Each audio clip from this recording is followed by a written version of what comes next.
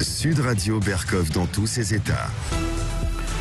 Alors, il paraît que l'hydroxychloroquine, l'azithromycine, le zinc doivent être interdits. Oui, à Marseille. Vous savez que le protocole Raoult a commencé là, à l'IHU de Marseille. Eh bien, il paraît qu'il doit être interdit. Oui, c'est l'Agence nationale de sécurité du médicament. Alors, qu'est-ce qui se passe exactement? On va en parler tout de suite avec le professeur Parola. Sud Radio Berkov dans tous ses états. Le fait du jour. Confinement, c'est ce qu'a décrété le gouvernement. C'est peut-être parti pour 15 jours, 6 mois, 1 an. Il paraît que c'est la guerre. Oui, il paraît que c'est la guerre. On l'a dit, c'est la guerre, c'est la guerre, c'est la guerre. On le dit tout le temps. Mais on va aller sur une ligne du front, qui est la ligne qui est le front de l'IHU de Marseille. Oui, je dis front parce qu'il se passe quand même des choses assez étonnantes. Professeur Parola, bonjour. Bonjour. Bonjour, vous êtes effectivement de l'IHU de Marseille, vous êtes professeur en épidémiologie, en biologie. Je voudrais comprendre un peu, parce que ça fait quand même quelques mois que vous recevez, que vous dépistez, que vous soignez, que vous traitez. Et pourquoi, d'un coup, là, on dit « Ah non, il faut arrêter tout ça, pas question de continuer ». Et cette agence nationale de sécurité du médicament, on a vu la réponse du directeur, qui dit « Oui, on n'a pas encore prouvé vraiment l'utilité de l'hydroxychloroquine et autres ». Expliquez-nous. Alors, si vous voulez, pour remettre les choses dans leur contexte, effectivement, à l'IHU Méditerranée Infection, mais également dans d'autres endroits en France, en Europe, dans le monde et au Sud, oui. Nous utilisons l'association hydroxychloroquine et azithromycine au plus tôt quand nos patients sont diagnostiqués pour la Covid. Et les corticoïdes font également partie de l'arsenal thérapeutique dans les formes plus sévères. Alors permettez-moi d'abord de rappeler pourquoi nous utilisons cette association. D'une part parce que ces deux médicaments sont efficaces et se potentialisent, c'est-à-dire qu'ils tuent le virus au laboratoire. Deuxièmement, ce sont des immunomodulateurs, c'est-à-dire qu'ils sont intéressants pour la deuxième partie de la maladie quand il y a ce qu'on appelle la tempête immunologique, c'est-à-dire que votre propre défense se retourne contre vous. D'autre part, ils diminuent la durée de portage du virus, donc les gens, c'est ce que nous avons observé, sont moins longtemps contagieux. Et enfin, ce sont des médicaments qui sont connus et utilisés depuis des années. Oui, je vous rappelle que l'hydroxychloroquine était en vente libre il y a quelques mois. Voilà. Donc ça, et depuis 70 ans. Enfin, c'était la Nivaquine, etc. Mais voilà.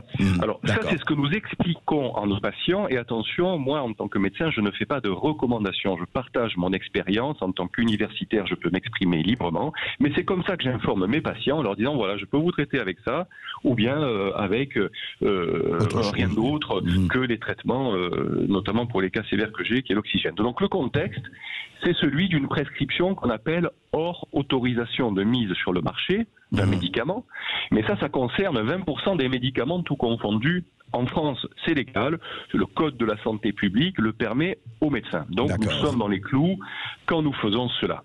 Bon. Alors, ce que nous avions fait, nous avons effectivement demandé à l'Agence nationale du médicament ce qu'on appelle une RTU, une recommandation temporaire d'utilisation, qui permet, quand on prescrit massivement hors AMM, la mise en place d'un suivi des patients qui est organisé par les laboratoires concernés. Donc, si vous voulez, nous, on trouvait ça qui est plutôt bien, c'est-à-dire puisque cette prescription est plutôt discutée, on va dire, ou ne fait pas l'unanimité, en tout cas dans un certain microcosme, eh bien, le principe du RTU peut permettre de le surveiller. Et effectivement, ça a été refusé par la NSM.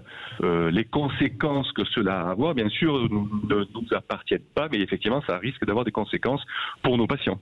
Oui, vous voulez dire pour le suivi du patient, parce que c'était une manière de suivre le patient, ça, c'est ça. Alors, c'est un peu le principe de ces RTU. Maintenant, ça ne va pas impacter en théorie nos prescriptions, c'est-à-dire que moi, j'ai tout à fait le droit de continuer à prescrire chez mes patients informés dans le cas d'une relation médecin-patient. Par contre, cette décision va pouvoir impacter la livraison de la pharmacie de mon hôpital. Vous savez que on avait déjà restreint les médecins généralistes, leur ordonnance, ils pouvaient prescrire ce qu'ils voulaient, mais les pharmacies de ville ne pouvaient pas délivrer l'hydroxychloroquine sur ordonnance d'un médecin généraliste. Ce qui peut se passer avec cet avis de la NSM, et c'est apparemment ce qu'a commencé à dire le laboratoire Sanofi, c'est qu'il n'allait plus, alors pourquoi ferait-il ça, mais en tout cas qu'il n'allait plus livrer l'hydroxychloroquine à la pharmacie de notre hôpital. Alors effectivement, moi je peux prescrire tout ce que je veux, j'en ai le droit, mais à la fin, si le médicament n'est pas délivré par la pharmacie, l'histoire s'arrête là. Voilà. Donc je ne sais pas. Oui. Mais alors, au témoin d'un doute, professeur Parola, aujourd'hui, après, on se rappelle, Agnès Buzyn qui classe évidemment la chloroquine au niveau des médicaments toxiques, c'était en janvier 2020. Aujourd'hui, à l'heure où on parle, est-ce que je vais, moi, par exemple, sur prescription médicale, à prendre de l'hydroxychloroquine en pharmacie, le pharmacien peut refuser ou pas? Alors, si vous allez en pharmacie de ville et que vous avez une ordonnance hydroxychloroquine plus azithromycine qui est émise par un médecin généraliste, il ne délivrera pas le médicament.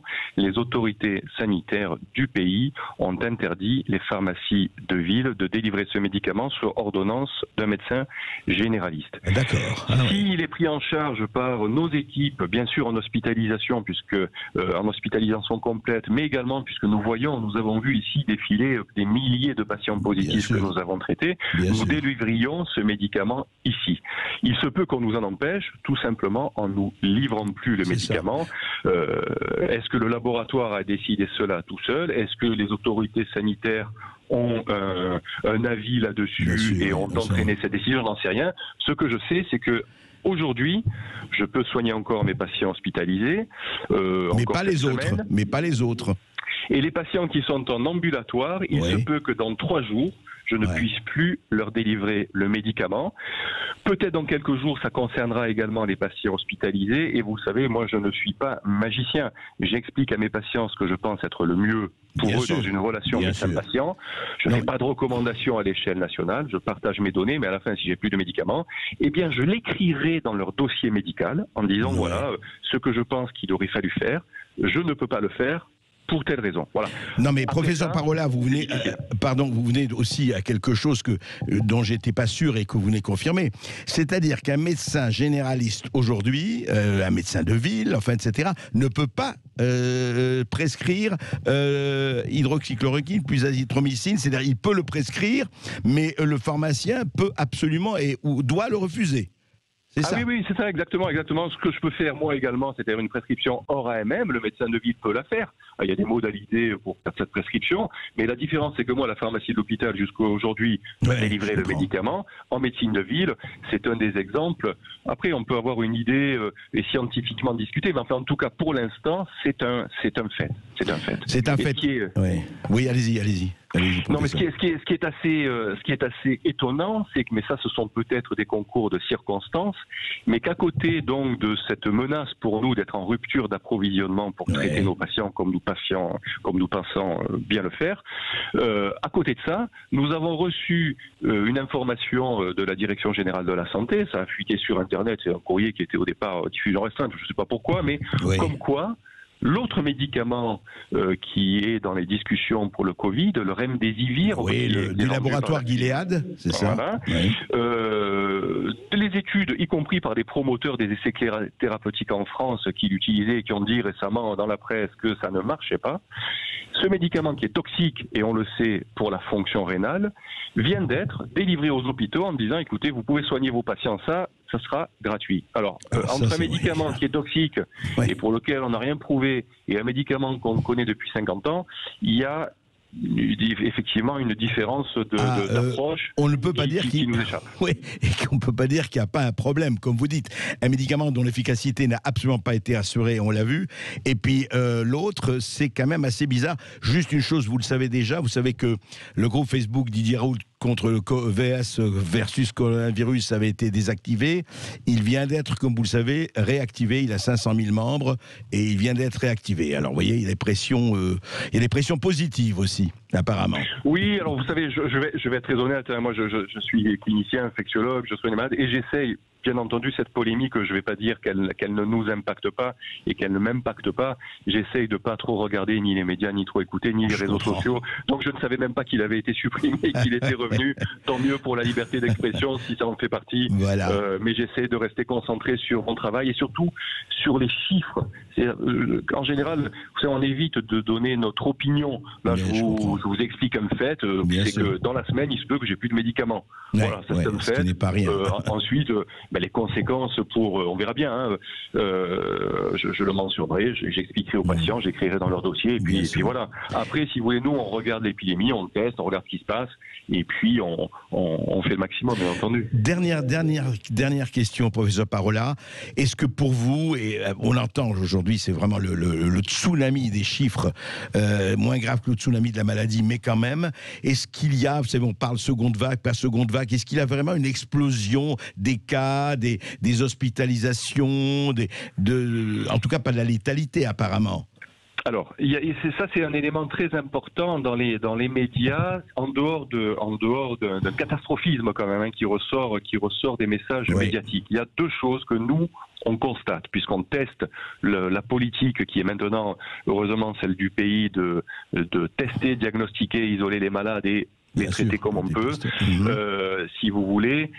En dehors de ce catastrophisme, il y a les chiffres. Ce qu'on constate, nous, à Marseille, à l'IHU, c'est que effectivement le virus circule et circule beaucoup. On a entre 10 et 15% des patients qui viennent se faire tester à l'IHU qui sont positifs. Beaucoup sont jeunes, d'autres sont plus âgés. Mais enfin voilà, en gros, le virus circule. Mais malgré, et pour l'instant, malgré cette très forte circulation du virus, on verra si c'est bien ou c'est pas bien, mais malgré cette très forte circulation du virus, les hospitalisations et la mortalité concerne pour l'instant, il y a bien sûr des exceptions, attention, mais concerne pour l'instant des patients âgés, voire très âgés, 80, 85, 90, 95, qui sont hospitalisés. Beaucoup sont soignés, beaucoup rentrent chez eux. Malheureusement, parfois, ça se passe moins bien et l'issue est fatale. Mais encore une fois, la mortalité reste basse et il faut rappeler quand même, on a l'impression qu'on découvre, et vous savez, je suis concerné aussi moi dans ma famille, hein, j'ai des anciens, les infections respiratoires font partie des causes de mortalité des anciens. Vous savez, voilà. Donc on fait le maximum, mais donc entre un virus qui circule beaucoup, paradoxalement, bien sûr, les hospitalisations augmentent, mais enfin on fait des entrées et des sorties, et je crois que c'est le challenge des hôpitaux, et les hôpitaux de Marseille font ça très bien. J'espère que c'est le cas dans le pays. Alors après, il y a une façon plus ou moins pragmatique ou plus ou moins anxieuse de communiquer ça, mais l'idée c'est de faire l'accordéon, c'est-à-dire s'il faut un peu plus de place en réanimation, eh bien il faut que l'hôpital se donne les moyens d'en faire. S'il faut un peu plus de place en hospitalisation conventionnelle, eh bien on en fait, mais enfin pour l'instant, l'IHU est plein, 75 malades. Il y a autant de malades, peut-être un peu moins dans le reste de l'assistance publique des hôpitaux de Marseille. Enfin voilà, ça se gère. Donc catastrophisme, peut-être n'exagérons pas sur le catastrophisme. Peut-être. En tout cas, ça ne correspond. Encore une fois, moi, mon métier, c'est de soigner les infections. Soigner les infections respiratoires chez des patients âgés qui ont besoin d'oxygène, c'est l'essentiel de notre activité l'hiver. C'est vrai qu'il y en a plus là. Il faut les prendre en charge. Il faut laisser aux médecins, bien sûr, la capacité de soigner. Donc, j'espère que nous n'aurons pas notre obstruction dans le cadre de la façon que nous avons de soigner les gens. Nos collègues réanimateurs font des choses extraordinaires pour tirer les gens d'affaire, y compris des sujets âgés. Parfois, ce sont des sujets plus jeunes parce qu'il y a bien sûr des exceptions. Mais voilà, je crois qu'il faut être pragmatique et ne pas affoler les populations quant à vouloir stopper la circulation du virus avec telle ou telle mesure. Là, on rentre dans la sphère politique pour lesquels moi je n'ai pas forcément d'arguments sanitaires. Là c'est le politique. On verra ensuite si telle ou telle mesure peut avoir une influence sur la circulation d'un virus respiratoire, ce qui n'est pas sûr. Merci beaucoup professeur Parola. Merci à vous. Est-ce que vous trouvez qu'il y a un 2 poids 2 mesures entre Remdesivir et protocole Raoult? Est-ce que vous avez été vous-même soigné au protocole Raoult? Est-ce que vous connaissez des gens qui ont été soignés à ce protocole? Vous nous appelez au 0826 300 300, on vous prendra et on vous donnera la parole à partir de 13h. Et tout de suite, on continue avec André Berkoff.